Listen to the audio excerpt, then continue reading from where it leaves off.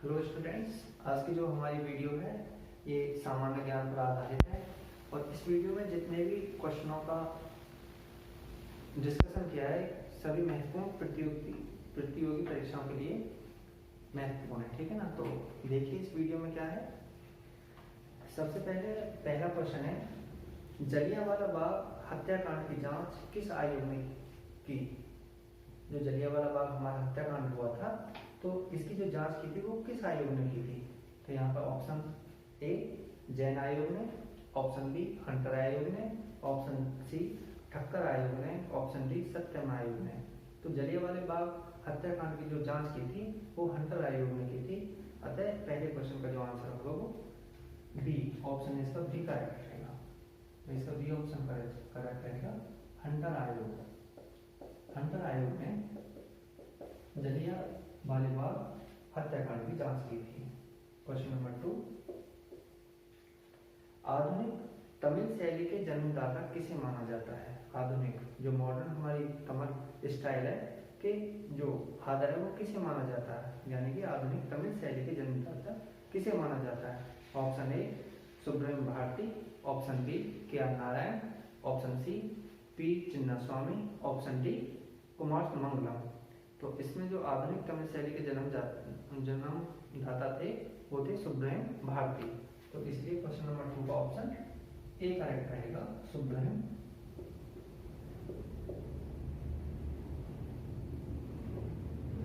Bharti. Question number 3, सात ताल झील भारत के किस राज्य में स्थित है। महत्वपूर्ण क्वेश्चन है। सात ताल झील भारत के किस राज्य में स्थित है। Option A Punjab, option B Uttarakhand, option C Himachal Pradesh, option D Jammu Kashmir. तो जो सात ताल झील भारत है वो उत्तराखंड राज्य में स्थित है, इसलिए क्वेश्चन नंबर 3 का जो ऑप्शन होगा वो बी करेक्ट रहेगा, उत्तराखंड। उत्तराखंड में सात ताल झील स्थित है। क्वेश्चन नंबर 4, किस आयोग का संबंध केंद्र राज्य से है। किस आयोग का संबंध केंद्र राज्य से है।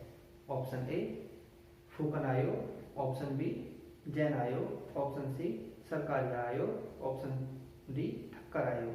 तो देखो जैसे इसमें केंद्र राज्य आ गए तो केंद्र राज्य रिलेटेड टू गवर्नमेंट, ठीक है ना।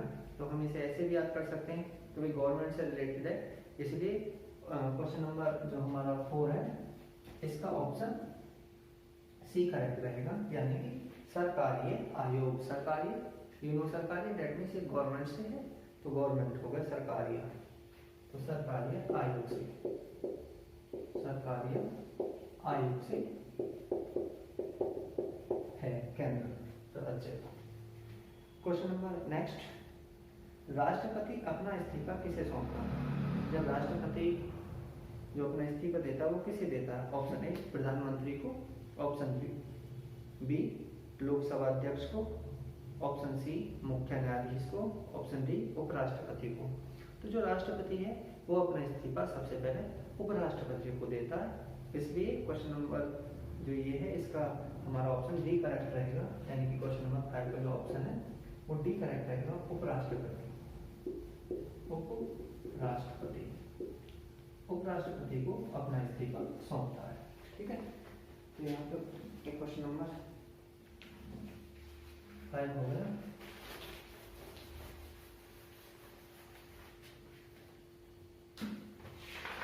क्वेश्चन नंबर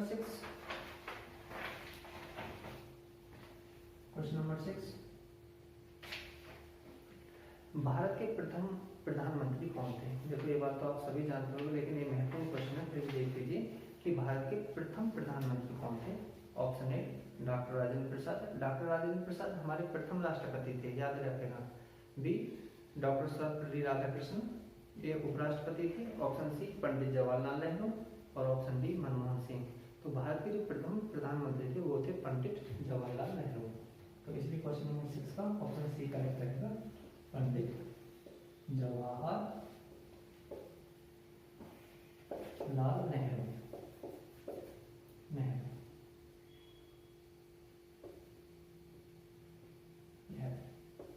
पंडित जवाहरलाल नेहरू भारत के प्रथम प्रधानमंत्री थे। क्वेश्चन नंबर 7,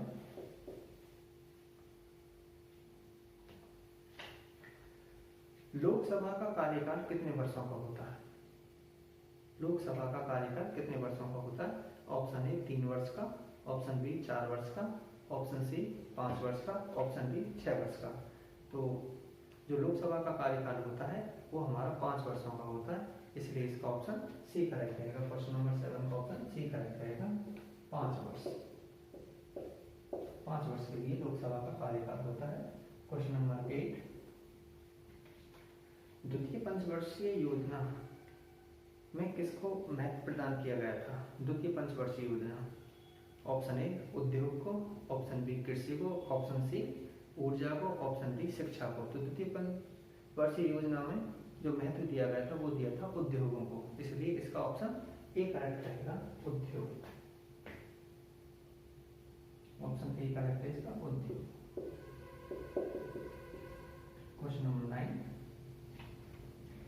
बलवंत राय मेहता समिति का संबंध किस क्षेत्र से है? बलवंत राय मेहता समिति का संबंध किस क्षेत्र से है? ऑप्शन ए कर सुधार से, ऑप्शन बी भुगतान संतुलन से, ऑप्शन सी बैंकिंग सुधार से, ऑप्शन डी पंचायती राज व्यवस्था से। तो जो बलवंत राय मेहता समिति है उसका जो संबंध है वो पंचायती राज व्यवस्था से है, इसलिए क्वेश्चन नंबर 9 का जो ऑप्शन होगा वो डी करेक्ट रहेगा, पंचायती राज,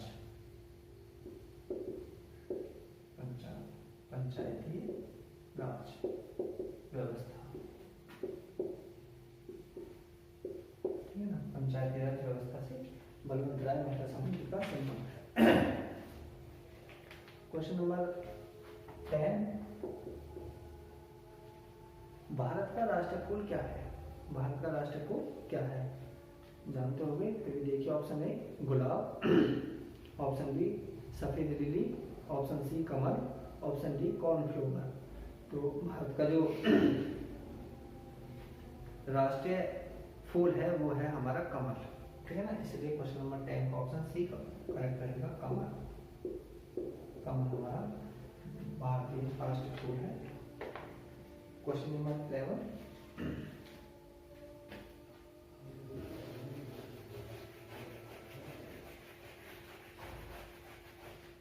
question number 11,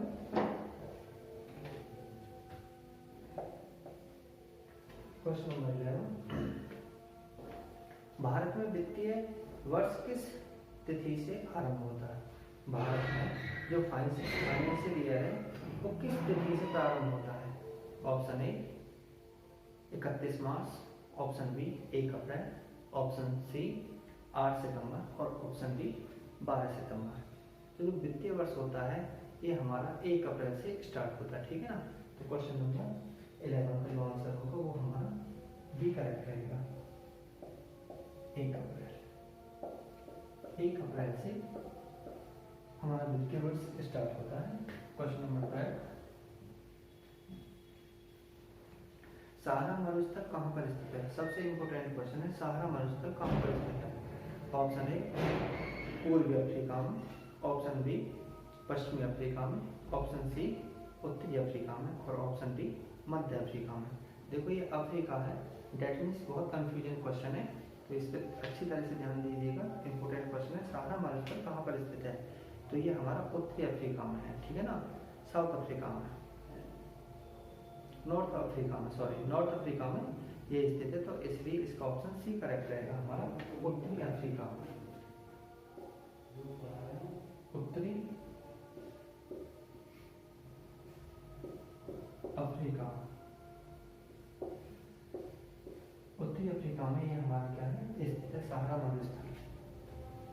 question number 13, question number 13, Rigveda में पुरंदर शब्द का प्रयोग किसके लिए हुआ है?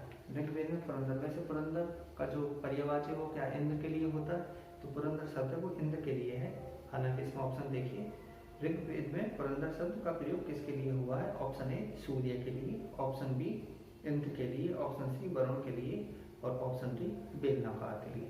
तो ऋग्वेद में पुरंदर, पुरंदर याद रखोगे कि पुरंदर किसका पर्यायवाची है? इंद्र का है, तो ये इंद्र के लिए हुआ है, इसलिए क्वेश्चन नंबर 13 का जो ऑप्शन होगा वो बी करेक्ट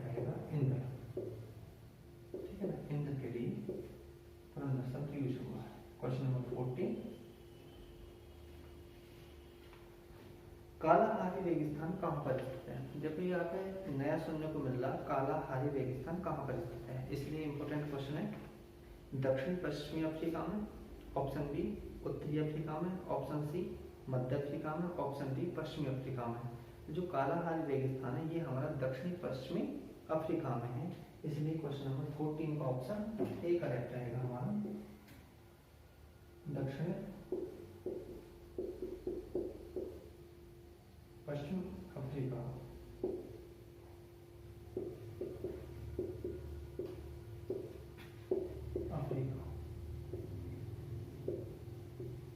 कालाहारी जो रेगिस्तान है वो हमारा दक्षिण पश्चिमी अफ्रीका में स्थित है।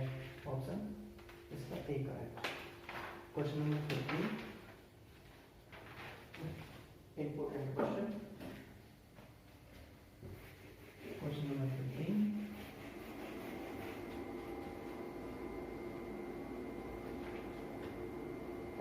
15 इंपोर्टेंट क्वेश्चन है।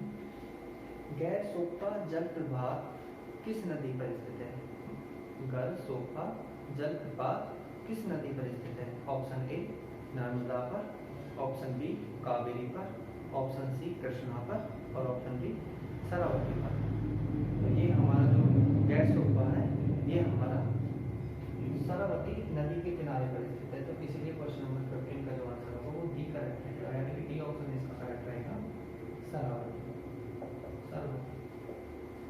सरस्वती नदी पर स्थित है और ये हमारे कहाँ कर्नाटक, ये भी याद रख लीजिए कर्नाटक में ये स्थित है। क्वेश्चन नंबर 16 भारतीय आत्मा के नाम से किसे जाना जाता है? मोस्ट इंपोर्टेंट क्वेश्चन है। भारतीय आत्मा साउथ ऑफ इंडिया है ना, के नाम से किसे जाना जाता है? ऑप्शन ए विद्यापति को, ऑप्शन बी कबीरदास को, ऑप्शन सी माखनलाल चतुर्वेदी को, ऑप्शन डी रामधारी सिंह दिनकर को। ये देखो सभी हमारे लेखक हैं, हिंदी के है ना, कवि हैं, तो इसमें भारतीय आत्मा यानी कि Indian Saul most important question है, तो इसमें माखनलाल चतुर्वेदी को जाना जाता है इस नाम से, तो इसलिए क्वेश्चन नंबर 16 का हमारा ऑप्शन सी करेक्ट रहेगा, माखनलाल चतुर्वेदी। माखनलाल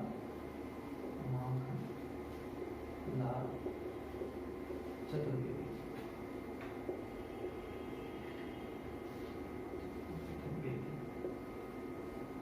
माखनलाल चतुर्वेदी को इंडियन साउथ भारतीय आत्मा के नाम से जाना जाता है। क्वेश्चन नंबर 17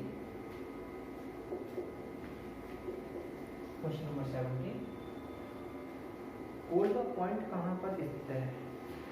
कोलबा पॉइंट कहाँ पर स्थित है? ऑप्शन ए अहमदाबाद में, ऑप्शन बी मुंबई में, ऑप्शन सी दिल्ली में, ऑप्शन डी कोलकाता में।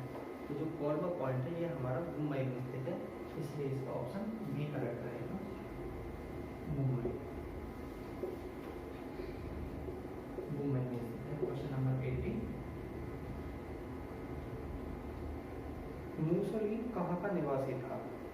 मुसोलिनी देखो इंपोर्टेंट है, ये हमारा क्वेश्चन हिस्ट्री से रिलेटेड है। मुसोलिनी कहाँ का निवासी था? ऑप्शन ए जर्मनी का, ऑप्शन बी फ्रांस का, ऑप्शन सी इंग्लैंड का, ऑप्शन डी इटली का।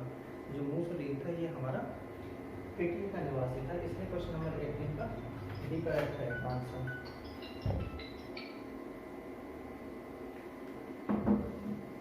ऑप्शन डी करेक्ट रहेगा, इटली का। ठीक है, इटली का था।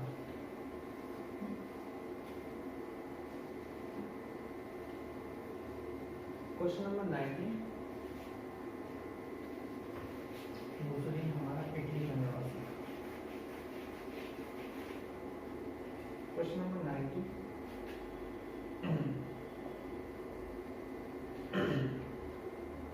हीरा का सबसे बड़ा उत्पादक राज्य कौन सा है? हीरा का सबसे बड़ा उत्पादक राज्य कौन सा है? Option A Karnataka, option B Madhya Pradesh, option C Jharkhand, option D Bihar. तो इसमें हमारा ऑप्शन बी करेक्ट रहेगा, यानी कि हीरा जो सबसे ज्यादा पाया जाता है वो मध्य प्रदेश में पाया जाता है। क्वेश्चन नंबर 9 का बी ऑप्शन करेक्ट रहेगा, मध्य प्रदेश।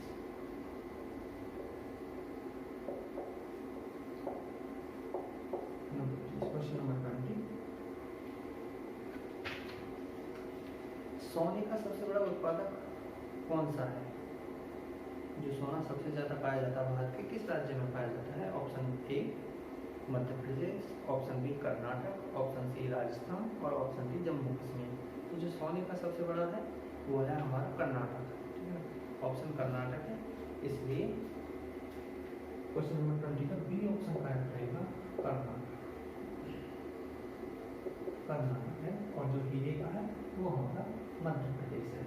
तो आज की जो हमने वीडियो थी वो हमारी सामान्य ज्ञान पर आधारित थी और इसमें काफ़ी महत्वपूर्ण प्रश्नों का समावेश हुआ है और ये सभी प्रश्न हमारी किसी न किसी कॉम्पिटिटिव एग्जाम में पूछे जाते हैं। तो थैंक यू।